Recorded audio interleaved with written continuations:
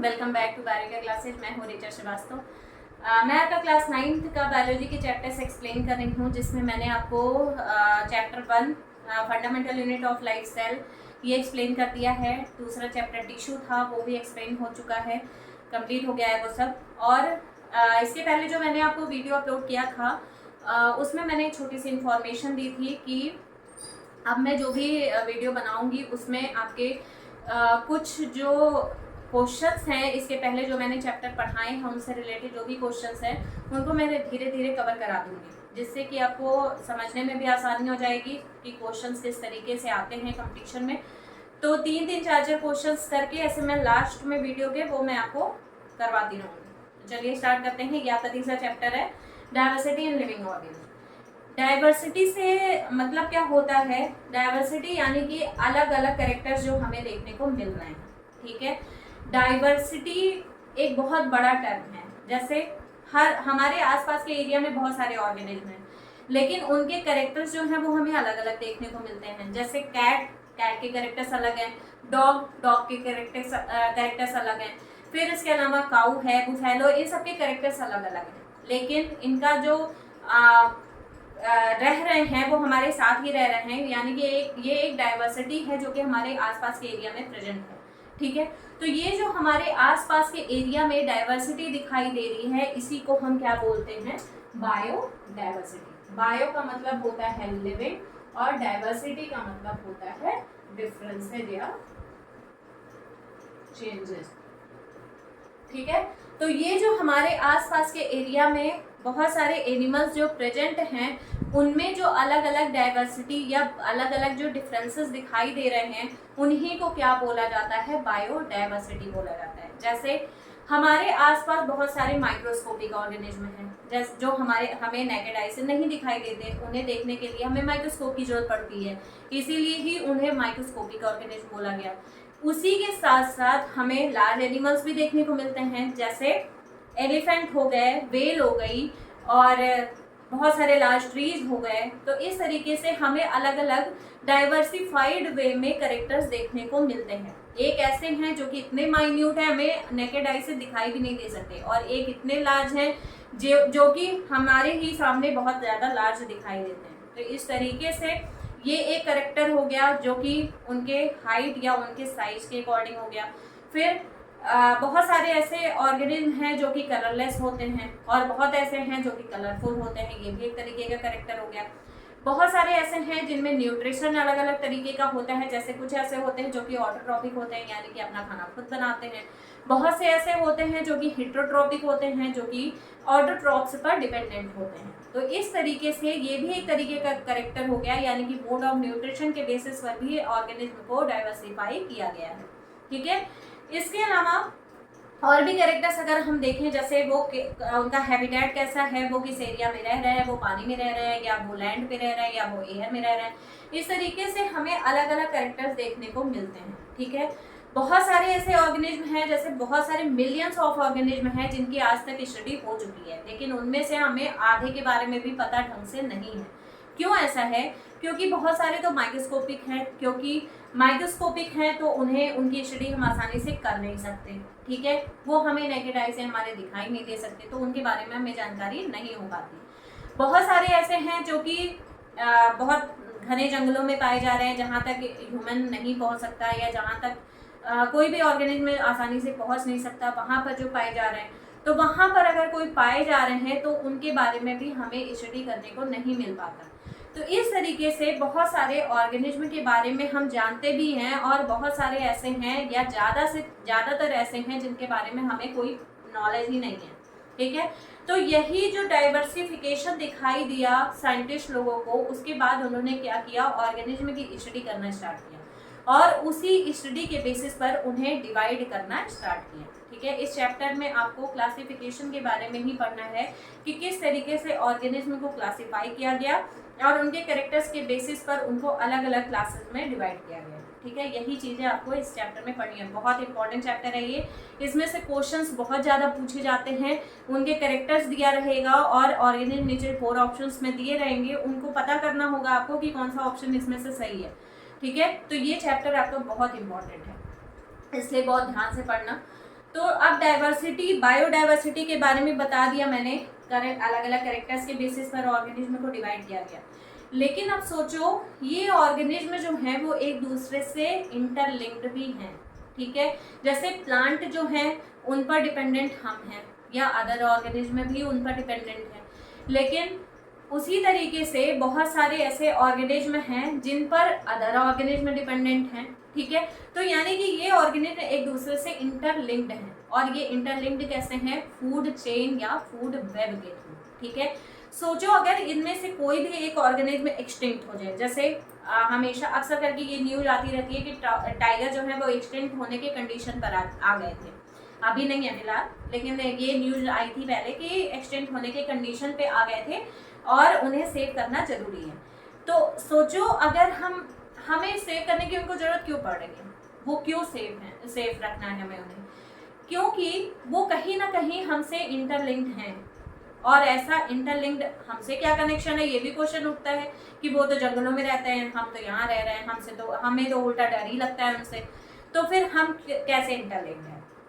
तो ये एक तरीके का एक चेन होता है या एक नेटवर्क होता है जिसकी वजह से हर ऑर्गेनिज्म एक दूसरे से इंटरलिंक्ड है। जैसे फूड चेन है, फूड चेन में एक प्लांट है, उस पर बहुत सारे बर्ड्स रह रही हैं, ठीक है। वो बर्ड्स उन्हीं प्लांट्स को खाती हैं, फिर उन बर्ड्स को ही और दूसरे ऑर्गेनिज्म खाएंगे, फिर उन ऑर्गेनिज्म को और दूसरे ऑर्गेनिज्म खाएंगे, ठीक है। तो इस तरीके से क्या हो गया, ये एक चेन बन गया, ठीक है। अब इसमें से अगर मान लो हम नीचे से ट्री को हटा दें, ठीक है, एक कड़ी ही पूरी हटा दें, तो क्या होगा? बर्ड्स को खाना मिलेगा ही नहीं। अगर बर्ड्स नहीं सर्वाइव कर पाएंगी तो उनके ऊपर के ऑर्गेनिज्म सर्वाइव नहीं कर पाएंगे।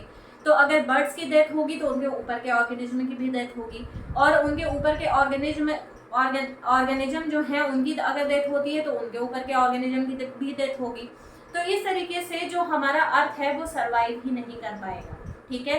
तो इसलिए हर ऑर्गेनिज्म की अपनी अलग इम्पोर्टेंस है। जैसे डायनासोर थे, धीरे धीरे एक्सटिंक्ट हो गए, लेकिन उनकी जगह पर और दूसरे ऑर्गेनिज्म का डेवलपमेंट हुआ, ये इवोल्यूशन के थ्रू हुआ।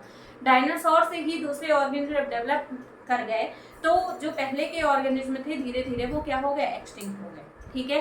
सेम उसी तरीके से हम ये भी कह सकते हैं कि लॉयन के बारे में भी, आज हम लॉयन टाइगर के बारे में भी हम स्टडी कर रहे हैं, तो धीरे धीरे क्या होगा, एक टाइम ऐसा आएगा जब ये लॉयन टाइगर एक्सटिंक्ट हो जाएंगे, तो हमें आगे चल के उनकी स्टडी करनी ही पड़ेगी, तो उनसे भी और दूसरे ऑर्गेनिज्म डेवलप कर जाएंगे। तो हाँ, ऐसा हो सकता है, इवोल्यूशन की वजह से ये सारी चीज़ें पॉसिबल है, लेकिन अभी प्रेजेंट टाइम में जो भी ऑर्गेनिज्म है उनको फिलहाल हमें सेफ रखना जरूरी है, ठीक है। वो इवोल्यूशन एक लॉन्ग टर्म की प्रोसेस है जो कि धीरे धीरे होगी, लेकिन ये जो प्रोसेस हो रही है अभी के टाइम पर, ये जो प्रोसेस है, यानी कि ये जो ऑर्गेनिज्म को हमें सेफ रखना है वो आज के लिए जरूरी है, क्योंकि उसी से बहुत सारे लोग या बहुत सारे ऑर्गेनिज्म जो हैं वो डिपेंडेंट हैं, ठीक है। तो इस तरीके से ये फूड चेन और फूड वेब प्रेजेंट होता है हमारे अर्थ पर, जिससे जो ऑर्गेनिज्म है या जो एनिमल्स हैं वो क्या है, एक दूसरे से कनेक्टेड है, ठीक है। तो इस तरीके से ये फूड चेन और फूड वेब की प्रोसेस हो गई। लेकिन अब ये बायोडाइवर्सिटी जब दिखाई दी तो अब जाहिर सी बात है, इतनी सारी डाइवर्सिटी है तो इनकी स्टडी भी नहीं की जा सकती, इनकी स्टडी करना भी बहुत मुश्किल है। तो इसके लिए साइंटिस्ट लोगों ने अपना अपना व्यू दिया कि किस तरीके से हम ऑर्गेनिज्म को क्लासीफाई करें, किस तरीके से उनकी स्टडी करें। तो इस तरीके से ये देखा गया कि सबसे पहले एक साइंटिस्ट आए थे, अरिस्टोटल। ये अरिस्टोटल ने सबसे पहले उनके हैबिटेट के बेसिस पर ऑर्गेनिज्म को डिवाइड किया, ठीक है। वो कहाँ रह रहे हैं, लैंड पर रह रहे हैं, वाटर में रह रहे हैं या एयर में रह रहे हैं, इस तरीके से उनको क्लासीफाई किया। तो ये तो बहुत बेसिक था क्लासिफिकेशन। इससे भी बहुत सारी डाइवर्सिटी अभी भी पाई जा रही थी। जैसे वाटर में बहुत सारे ऑर्गेनिज्म हैं, जैसे ऑक्टोपस हो गया, व्हेल हो गई और स्मॉल फिशेज हो गए, तो इनके भी कैरेक्टर जो है वो अलग अलग हैं। तो अब इनको एक ही ग्रुप में डाल देना, तो यानी कि उस ग्रुप में भी स्टडी करना अब बहुत मुश्किल हो रहा था। तो इसलिए इनका जो क्लासिफिकेशन था वो तो साथ में रखा गया, मतलब उसको बेस मान करके, और भी जो साइंटिस्ट लोग आए उन्होंने अपना अपना क्लासिफिकेशन दिया। जैसे एक साइंटिस्ट आए थे भिटकर, जिन्होंने ऑर्गेनिज्म को कई चीजों को अपना बेस मान करके उन्होंने इसकी स्टडी किया। जैसे सबसे पहले उन्होंने सेल टाइप क्या है इसको बेस माना, यानी कि सेल टाइप का मतलब क्या हुआ कि वो यूनिसेलुलर है या मल्टी सेलुलर है। ठीक है, दूसरा क्या था सेल टाइप के अलावा, वो मोड ऑफ न्यूट्रिशन कैसा है, मोड ऑफ न्यूट्रिशन में मोड क्या हो गया, यानी कि वो ऑटोट्रोपिक है या हिट्रोट्रोपिक है, ये हो गया। ठीक है, फिर मोड ऑफ न्यूट्रिशन के अलावा बॉडी ऑर्गेनाइजेशन कैसा है। बॉडी ऑर्गेनाइजेशन का मतलब हुआ कि इनमें सेल के बाद टिश्यू का फॉर्मेशन हो रहा है या नहीं हो रहा है। ठीक है, तो जब टिश्यू लेवल ऑफ ऑर्गेनाइजेशन होगा या ऑर्गन लेवल ऑफ ऑर्गेनाइजेशन होगा, यानी कि उनमें डेवलपमेंट धीरे धीरे होता जा रहा है। ठीक है, इस तरीके से ये कई बेस को मान करके इन्होंने अपना क्लासिफिकेशन दिया, और इनके क्लासिफिकेशन को बोला जाता है 5 किंगडम सिस्टम ऑफ क्लासिफिकेशन।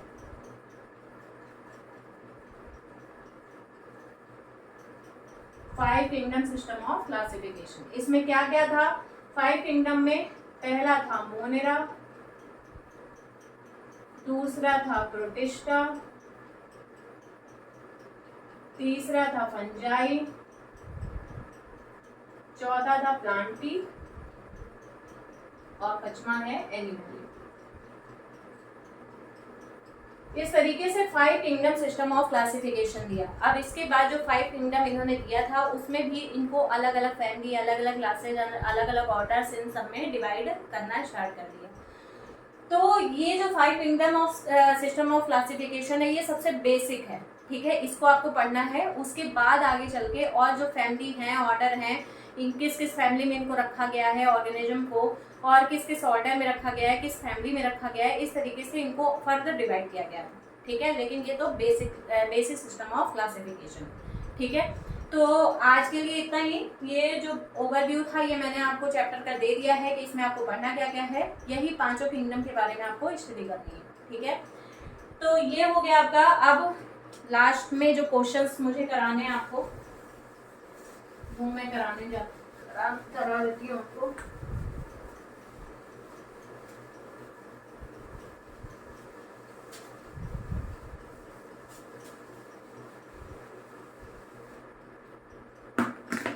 सबसे पहला क्वेश्चन जो है आपका वो है कि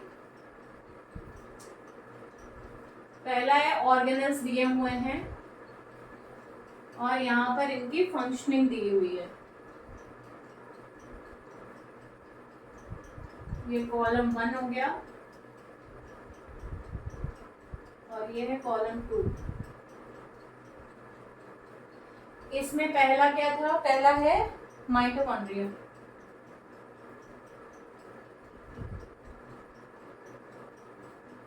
तो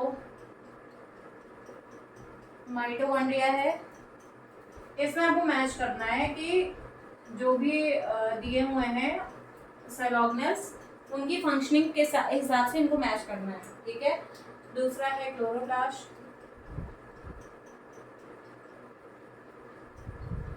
सिंथेसिस ऑफ स्टेरॉइड्स।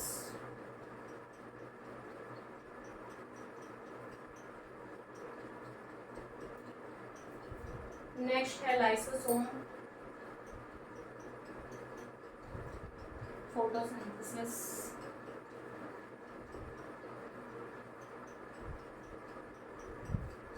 नेक्स्ट क्या है, SER, smooth endoplasmic reticulum, ATP formation and storage,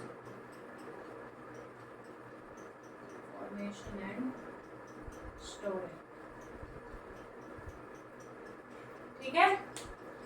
अब आपको अगर इसमें से कुछ भी नहीं पता है, लेकिन इतना तो पता होगा ना कि क्लोरोप्लास्ट जो हैं वो क्या करते हैं, क्लोरोप्लास्ट ही फोटोसिंथेसिस में इंपॉर्टेंट रोल प्ले करते हैं। तो एक आंसर तो आपका ऐसे ही आ जाएगा, क्लोरोप्लास्ट क्या कर रहे हैं, फोटोसिंथेसिस कर रहे हैं, ठीक है। नेक्स्ट क्या है, SER। चलो इसके बारे में मान लो मैं आपको कुछ भी नहीं पता है, ठीक है, इसके बारे में आप कुछ नहीं जानते, इसके बारे में कुछ तो पता होगा। माइटोकॉन्ड्रिया को मैंने पढ़ाया भी है, माइटोकॉन्ड्रिया को powerhouse of the cell बोलते हैं। अब पावर हाउस क्यों बोलते हैं, क्योंकि उसके पास एनर्जी होगी, इसीलिए उसे पावर हाउस बोलेंगे। और एनर्जी कब होगी, जब उसके पास ATP होगा। तो यानी कि माइटोकॉन्ड्रिया क्या करेगा, ATP फॉर्मेशन एंड स्टोरेज। दो तो आपको ऐसे ही पता चल गया। अब लाइसोसोम, ये भी मैंने आपको बताया था, लाइसोसोम जो है वो अपने ही सेल को किल कर देता है, जिसमें वो प्रेजेंट रहता है वो उसी को किल कर देता है, अगर उस सेल में कोई भी डैमेज हुआ है तो, ठीक है। तो लाइसोसोम क्या हो गया, ये से suicide bag of the cell बोलेंगे, क्योंकि वो खुद ही सुसाइड कर ले रहा है, ठीक है। तो ये 3 तो आपको ऐसे ही पता चल गए। अब लास्ट वाला आपको नहीं पता है, तो लास्ट वाला यहाँ से आपको पता चल गया, सिंथेसिस ऑफ स्टेरॉइड्स, ठीक है। नेक्स्ट क्वेश्चन है आपका, ये भी मैच करवाने के लिए था कि, चलिए ये छोड़ देते हैं। नेक्स्ट क्वेश्चन है आपका, ये भी पूछा हुआ क्वेश्चन है, पहले जो प्रीवियस ईयर में क्वेश्चंस पूछे गए हैं उनसे रिलेटेड क्वेश्चंस ही हैं ये सारे, ठीक है, जो मैंने आपको बताया है। It is the smallest cell, smallest cell, ये मैंने आपको शॉर्ट वीडियो अगर आप मेरा देखते होंगे तो उसमें मैंने आपको ये करा रखा है, स्मॉलेस्ट सेल कौन सी है। 4 ऑप्शंस दिए हुए हैं, बैक्टीरिया, माइकोप्लाज्मा, ईस्ट और ब्लू ग्रीन एल्गी, ठीक है। तो अगर आप वहां जाकर के देख लेंगे तो आपको ये पता चल जाएगा। मैंने बताया है कि माइकोप्लाज्मा गैलीसेप्टिकम जो है वो क्या है, सबसे स्मॉलेस्ट सेल मानी जाती है, ठीक है। तो माइकोप्लाज्मा गैलीसेप्टिकम, ठीक है, ये सबसे स्मॉलेस्ट सेल है, तो इसका आंसर क्या हो गया, माइकोप्लाज्मा। एक क्वेश्चन है, prokaryotic cells have which architectural region, कौन प्रोकैरियोटिक सेल्स में आर्किटेक्चरल रीजन कौन सा होता है। सेल है, सेल आर्किटेक्चरल रीजन है, या अपेंडेजेस है, या न्यूक्लियस है, या तीनों है। इसका आंसर आपको पता है, तो इसका जो आंसर है वो है अपेंडेजेस, क्योंकि आर्किटेक्चरल रीजन का मतलब क्या हो गया, जो कि आर्किटेक्चर में इंपॉर्टेंट रोल प्ले कर रहे हैं, यानी कि इसमें अपेंडेजेस यानी कि जो क्या कहते हैं, फ्लैजिला और सीलिया, ये जो होते हैं ये आर्किटेक्चरल रीजन होते हैं, ठीक है। तो ये याद रखिएगा, ये भी पहले का क्वेश्चन पूछा हुआ है। फिर नेक्स्ट क्वेश्चन है, it is responsible for beginning of life और ऑर्गेनिज्म, किसी भी ऑर्गेनिज्म की लाइफ को स्टार्ट करने में किसका इंपॉर्टेंट रोल होता है, किसका है, लाइफ कहाँ से स्टार्ट होती है, एक छोटे से सेल से, ठीक है। तो इसका आंसर क्या हो जाएगा, ये तो आपको बताने वाली बात ही नहीं थी, तो इसका ऑप्शन तो आप तुरंत लगा सकते थे, सेल है। इसमें ऑप्शंस दिए हुए हैं, tissue, zygote, cell and embryonic layer, तो इसका जो आंसर होगा वो क्या होगा, सेल होगा। चलिए आज के लिए इतना ही। ये क्वेश्चंस हैं, ये क्वेश्चंस आपको एक बार दिमाग में रखना, मैं से इसी तरह के और क्वेश्चंस भी मैं कराती रहूँगी। तो वीडियो आपको पसंद आ रहे हो तो प्लीज़ मेरे चैनल को लाइक करें, शेयर करें एंड सब्सक्राइब करें। Thank you.